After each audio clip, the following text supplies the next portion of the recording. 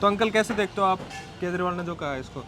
जाट आरक्षण में वैसे तो ये एक चुनावी स्टंट है उसका, जुमला ये मानूंगा मैं तो, क्योंकि अब जो आज से पहले 10 साल पहले जो वादे किए वही आज तक पूरे नहीं हुए।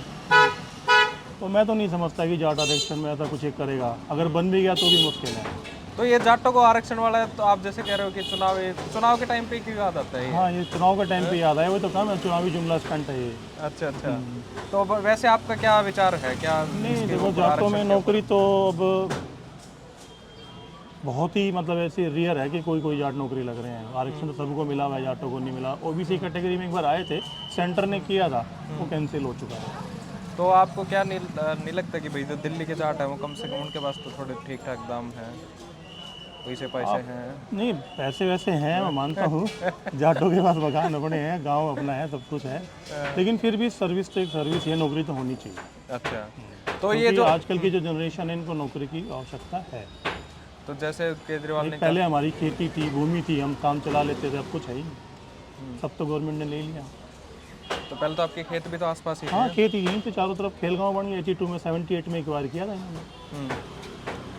तो जैसे वो कह रहे थे केजरीवाल कि भाई आपका 2-3 बार मीटिंग भी हुई 11 साल से 10 साल से, जाटों के साथ में एक वीरेंद्र सिंह के घर पे हुई, एक प्रवेश वर्मा के घर पे हुई, और मतलब सिर्फ एक लॉलीपॉप दिखा देते हैं कि आपको आरक्षण मिलेगा, पर मोदी ने एक तरीके से दगा ही किया है जाटों के साथ। हाँ, मोदी ने तो किया था। मोदी जाटों के साथ तो नहीं है, तो मैं भी कहूँगा बिल्कुल नहीं है।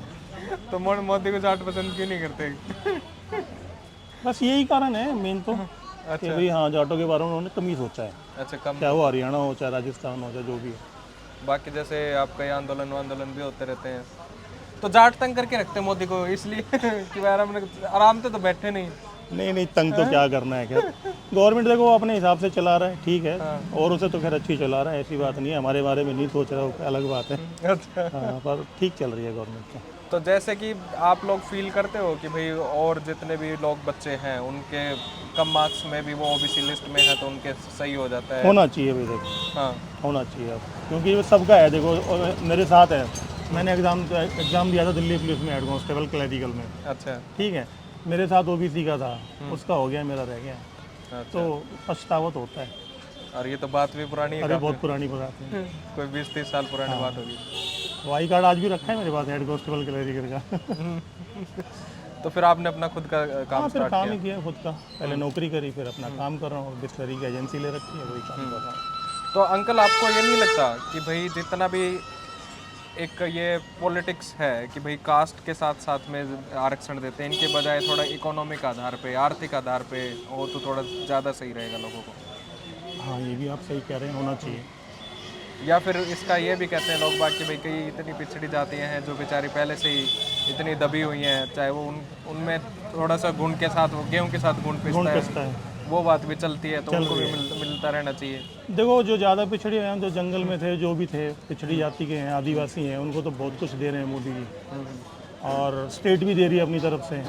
लेकिन हम दिल्ली जो है ना, जाटों की स्टेट थी पहले, तो ऐसा ही अब हमारे साथ तो किया है उन्होंने, थोड़ा गलत किया है। तो 8 से 10% के लगभग बता रहे हैं ये आपके इलेक्टोरल वोटर जो हैं जाट। हाँ, तो 8 से 10% तो अच्छा खासा प्रभाव डाल सकते अच्छा डाल सकते हैं जी, अगर हम एक तरफ हो जाएं तो अच्छा प्रभाव डाल सकते हैं, पर एक का है नहीं जाटों में भी तो वो भी बटे पड़े हैं। हैं। तो ऐसा क्यों है कि जाटों में एकता नहीं है? कहीं भी नहीं है, नॉट नहीं है, कहीं भी नहीं है।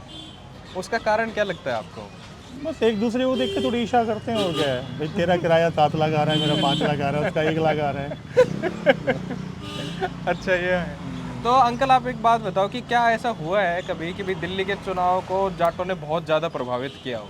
क्योंकि 8 से 10% जब साहिब सिंह वर्मा थे तब 100% किया था, और हम सब साहिब सिंह के साथ थे, क्योंकि उन्होंने वाकई में जाटों के लिए थोड़ा बहुत सोचा था और करना भी चाहा था। तो बस भगवान ने उठा लिया उनको, और सोच रहे थे दिल्ली के बारे में और हमारे बारे में अच्छा सोच रहे थे। अच्छा वो एक मतलब ज़मीनी नेता थे साहिब सिंह वर्मा।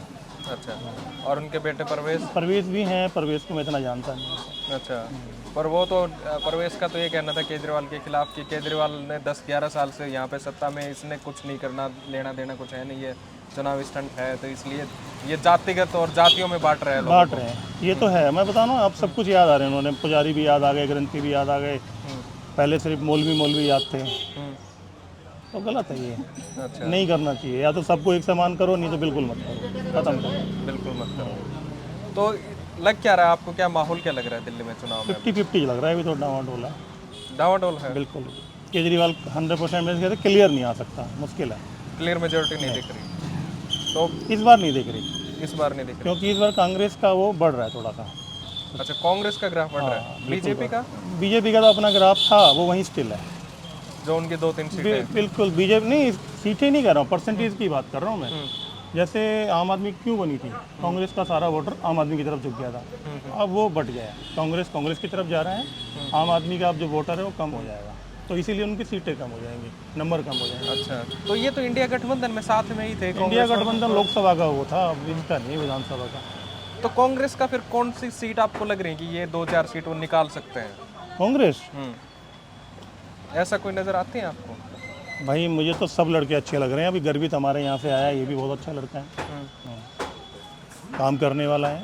काम सौरभ भारद्वाज ने भी किए हैं, लेकिन गर्वित भी ठीक है, लड़का ईमानदार है, अच्छा लगता है। ये तो नहीं है कि आपको मोदी पसंद नहीं है और ऐसा केजरीवाल कुछ पसंद नहीं नहीं है तो कांग्रेस को ना, ना, ना, जानने ऐसा जगह नहीं ऐसा कुछ नहीं है। देखो मैं अपनी बताऊँ, मैंने अमित से बीजेपी को वोट दिए पहले, ठीक है। इस बार थोड़ा सा मैं सोच रहा हूँ अपने अब हिसाब से दूँ बढ़िया कैंडिडेट को दूं।